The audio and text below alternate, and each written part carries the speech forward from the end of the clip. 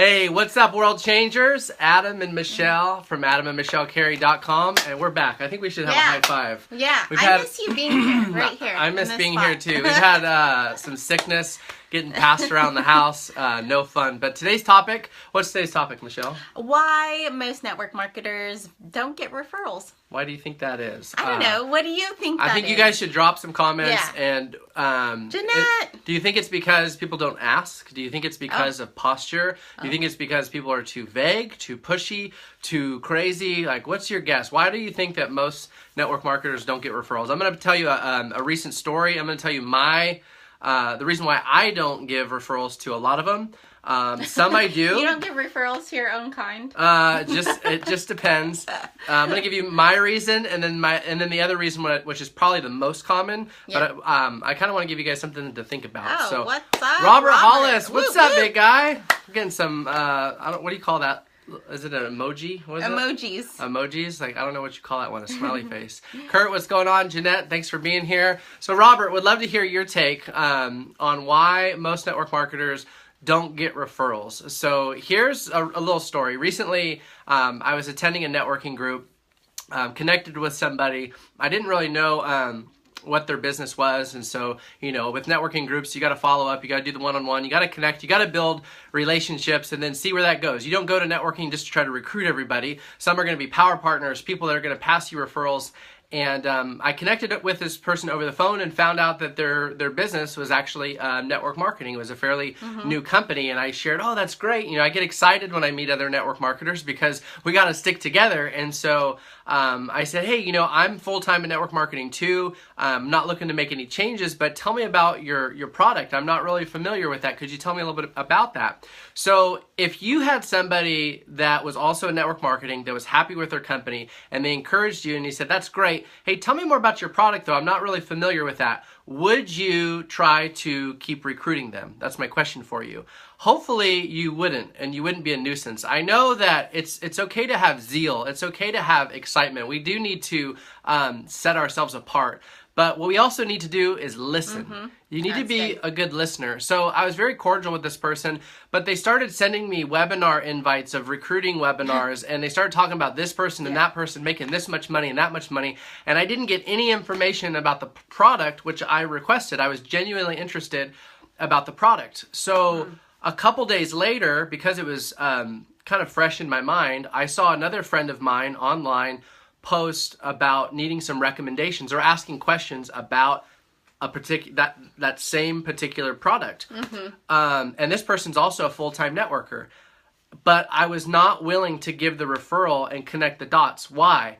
Because I don't feel comfortable. I didn't feel confident that that person was just going to share and listen according to my friend's needs. I was more concerned that they were just going to run into a pitch fest and their main goal was just to get recruited. Am I making sense of what I'm saying? Absolutely. And so, because that person didn't listen to me and only tried to recruit me, I didn't get any information about the product. Therefore, when I ran into somebody that would have been a good referral, I didn't connect the dots, and this person was a full-time networker. So if they would have liked the product, believe me, they would have shared it with a lot more people. So what's my point? My point is, I think one of the biggest reasons that network marketers don't get referrals is because we're not good enough listeners. Like, we don't listen well enough. Michelle, what's your thoughts on this?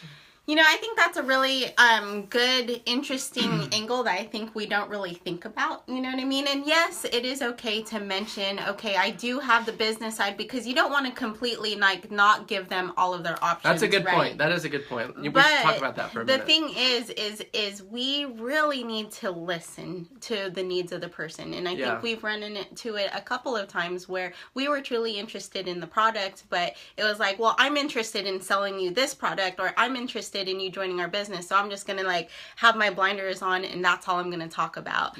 So and like, it's all about the person, the user experience, right? It's all about the experience of that person going through your system and how you're exposing them. That's going to determine if they're going to trust you enough to open up their network to you, right? Because everybody is so guarded with their network, and if they don't feel confident that their person or their friends are going to feel listened to or respected, they're just not going to open up their network. And so I like what you said. If I could jump in real quick about it is important that we should they should know what the options are. I've had people give me referrals before, and they've been a little nervous up front, saying, "Hey, this person, they're very busy. They're not going to be. They're already prejudging. They're not going to be interested in a business, but they're interested in your service or your product or whatever." And I go, "Hey, that's fine. I'm not going to try to pitch them hard. But when I set them up or get them on the product or on the service, I do let them know. I said, hey, I just want you to be. This is something you can say.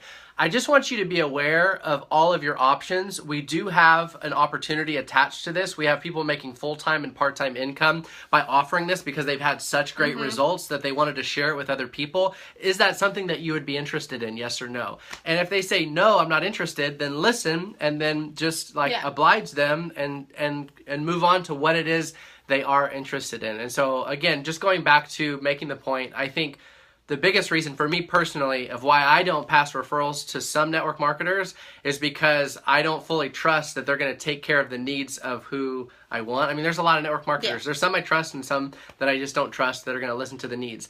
I think probably the biggest reason of why we don't get referrals is because we just don't ask for them. That's probably the number one reason. So mine's a little bit more personal. The number one reason is probably because people don't ask for them, but more importantly than that, they don't ask specific enough. They just say I'm not picking on makeup, but let's say you do makeup. Like anybody that has skin could be a good referral for me. Well, that doesn't really pinpoint anybody in my mind. And so like to work with. Well, you could share a testimony of, right now, because kids are going back to school and they're getting some school pictures, we're really looking for from this age group to this age group. And then you start thinking, okay, I know some high schoolers or I know some college kids, so hopefully you get the idea. Yeah, I just want to stop and say hi to a few people. Shannon, what's going on? Nice to see you again. Exactly, Robert. Yeah, because they don't give first. And that is a huge one. I want to give just Robert a shout out. All of you probably already know who Robert Hollis is, but if you don't, we're so honored that you're on here, but go visit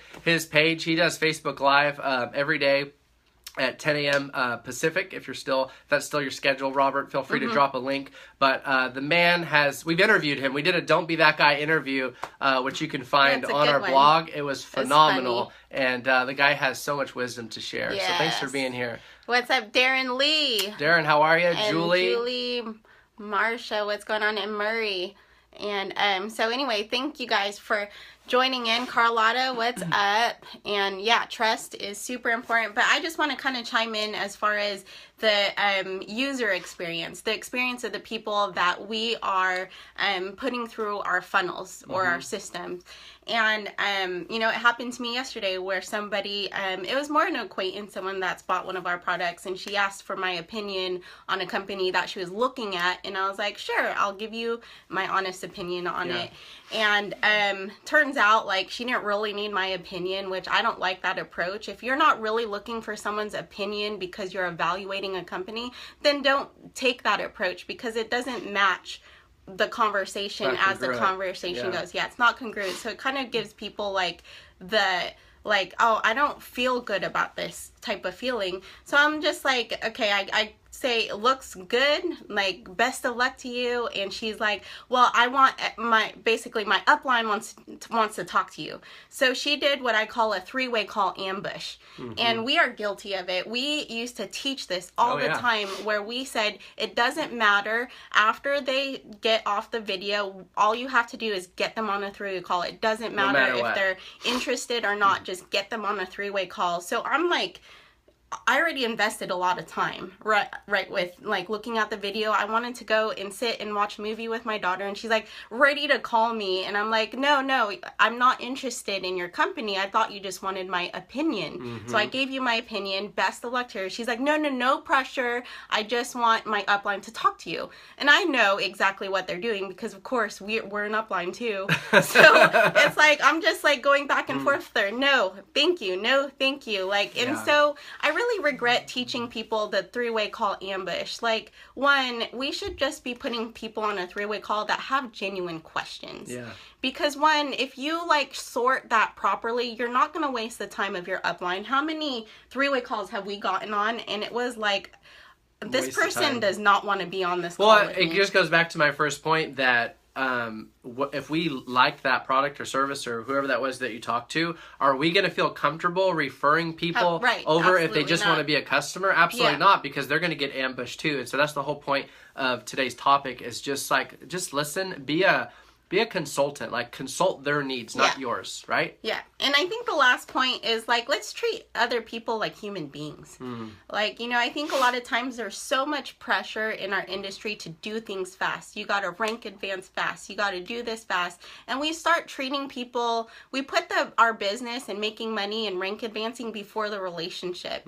And I think as long as we treat people as human beings, if you're truly in this for the long run, like it may take some time to get the movement going, but if you have a good reputation, people are going to open up their networks to you, and in the long run, it's just going to be better later. Yeah. So I want to end with this quote. I think we heard it from Lisa Grossman at GoPro or one of those conventions. And I don't even know if she said it or who said it, but I think it was her. But she just said, this is a numbers game, but people are not numbers. So just make sure you do treat them like a human being. Hey, Sonia, what's going on? So we've got to run. We've got to pick up our daughter, and we appreciate you getting on. If you got value from today, please share it with your team, on your team page, your community, if you think that we should not be sneaky, if we should treat people like human beings, and if we should be good listeners. And what do you think about the three-way call ambush? Yeah, we used to do this. We used to teach them just there is some merit to this, but we would say, listen, even if they don't want to get on the call, just say that you're new and this is going to help you for training. And if you could ask a few bogus questions. Like, it was just all about trying to convince them to get back into our business. And I'll just tell you, knowing what I know now after being involved for the last 9 years, I wouldn't necessarily do a lot of things different because it got us to where we are. We're learning. But spending too much time with the wrong people, I think, is something most leaders would agree to. That in the early days, spending way too much time with the wrong people and just become a fast sorter. Yeah. And so that's today's show. We appreciate you guys getting on. God bless you. And if you got value, please share it with your teams. And drop us a comment, drop us an email, and just let us know how this is helping you. So talk to you soon. Cheers to your freedom.